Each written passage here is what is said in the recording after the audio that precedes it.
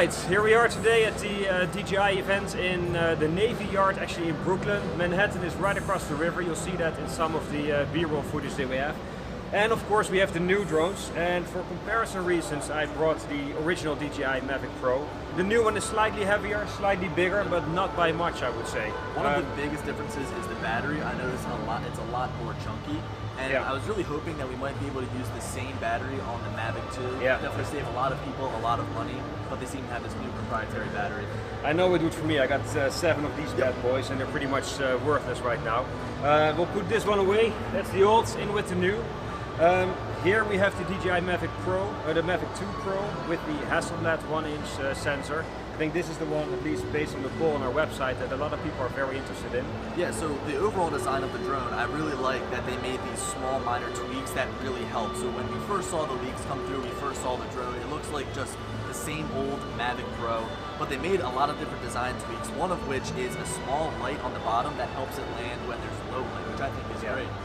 It helps that. Also, we have some new ventilation on the sides. And we've also got obstacle avoidance basically all the way around. We've got a set of sensors on the top, the sides, the back, the bottom, and the front. Yeah, I think they really did what they were explaining during the event. They improved on any aspect of this drone. The props are quieter now. The folding mechanism feels better. The drone feels more solid. It's still the same overall shape, but it's more aerodynamic, I would say. Better flight performance, longer flight time, distance has been increased. We have what? Omnidirectional sensors for obstacle avoidance. OcuSync 2.0. Yeah, new quick shot feature with the Dolly Zoom on the Zoom model. Yeah, and we actually got a chance to fly these drones outside, and it was a ton of fun. It didn't really feel all that different, just because when we were outside, it's not the best testing area, but I could feel that it was a little bit quicker. Yeah, it definitely feels more sporty. You'll recognize the same control. I don't think they've changed that much to it. What I did see is that they have a switch on the side that now moves between normal, tripods and sports modes, which is nice. And now these little knobs come off, just like with the Mavic Air. I think everybody was kind of expecting that as well. Yeah, that's probably good. It's a nice feature. It's going to be implemented in most of DJI drones going forward. Really quickly, heading back to the drone itself, something that I like is that they've tweaked the LED design. So now we have LEDs on every single arm. If you remember with the original Mavic Pro, we only had one LED on the back and the middle, and sometimes it's hard to see when flying at nighttime. But now we've got LEDs that actually resemble the Inspire 2's LEDs, which I think are just perfect. Much easier to navigate and know where you are. Yeah. Now, I guess we'll get onto these cameras because that seems to probably be the biggest change. Now, we've got 2 different versions. We've got the Mavic 2 Zoom, we've got the Mavic 2 Pro, and you can't just go and buy one of the cameras and switch them. If you want to switch them, you're going to have to send them into DJI, and they'll have one of their technicians, I guess, switch the camera for you, and they'll send it back. Otherwise, you're pretty much stuck with the camera that you choose.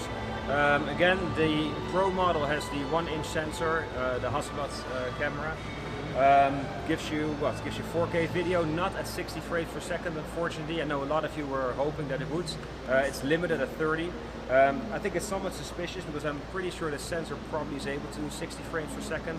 I think what they're doing is trying to protect the Phantom series of drones. Yeah, and once they upgrade that Phantom series, something like they did with, or something like Samsung did with their phones, is they brought 4K 60 in the software update. So maybe once we see a new set of Phantoms, we'll see this update roll out from DJI, but that's just me speculating. Yeah, it'd be nice if that came true actually. Now with the zoom camera, we've got the original 1 by 2/3 or 1 over 2/3 sensor, CMOS sensor, but this time we can actually zoom. It's optical zoom, we can do a telephoto zoom. It's 24 millimeters to 48 millimeters, and I can say from flying it, it zooms in pretty far. Yeah, and then it extends to 98 millimeters digital zoom, I think, right? Yeah, digital. So you get pretty much a telephoto lens at that point, but you lose the 4K ability. I think that's limited to 1080p. So you lose some of your video capability if you zoom in that far. You are still able to shoot some slow motion video with the zoom or with both of these cameras, as you can shoot full HD in 1080p, or I'm sorry, you can shoot 120 frames per second in full HD, so you can still get that slow motion video, but there's just no 4K at 60. Another thing to point out is that the Dolly Zoom effect is limited, of course, only to the Zoom version. So if you buy the Pro model, you won't have access to that feature. The thing is, although it is limited, you can still do a Dolly Zoom in post with the 1-inch version, with the Pro version, although it's not going to be lossless quality. Yeah. I think one of the other things they pointed out during the event as well is that the active track has been dramatically increased or improved. And we'll have to test it in real life, but I'm pretty sure now that the drone's going to be able to follow you as you go down the slope as well, which would really be really amazing and actually gets close, I don't know, that close to the performance of the Skydio R1. But any step in that direction, of course, would be amazing for a prosumer drone like this. Yeah, so rather than seeing objects in 2D, now the drone is going to be able to use all of its sensors to really create a map in real time and create a 3D image rather than just a 2D image. And I think that all around, they really improved a lot of the software features within the Mavic 2 series of drones. Yeah. So which one do you think you're going to buy? Is it the Zoom or the Pro model? Well, I've already bought the Pro model. I'm a big resolution junkie, 20 megapixels. I love the Phantom 4 Pro because of its camera, and now that I can basically get that same camera, plus or minus a few features here and there in a smaller package, I'm game. Yeah, I totally agree with that. I think the Zoom features are very nice, and in certain situations it can be very useful, especially let's say in wildlife situations where you want to be able to record an animal from a distance. However, like Billy said, I'm somewhat of a junkie for resolution as well, so I definitely go for the 1-inch sensor, get the enhanced dynamic range and just more resolution. Yeah, so the price point on this, the Mavic 2 Zoom is going to be $1249, a little bit of a weird price point here. So $1249, the Pro is $1449? $1459, I think. It's really weird, it might be $1449, but I remember when looking at the price when going to order, it just felt a little off. Now, one of the things is we still haven't really had a clear answer from DJI as to why this product was delayed. It's been almost 2 months. On the upside, you can start ordering them today and they have them in inventory. I think shipping is about 2 days, so if you order now, you'll have your drone in 2 days. And I think that's something to get really excited about.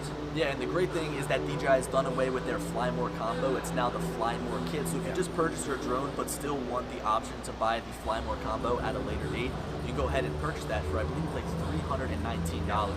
Yeah, and it still gets you pretty much the same extra props, more batteries. And this time it comes with a car charger, which is huge. Yeah, that's a big plus as well.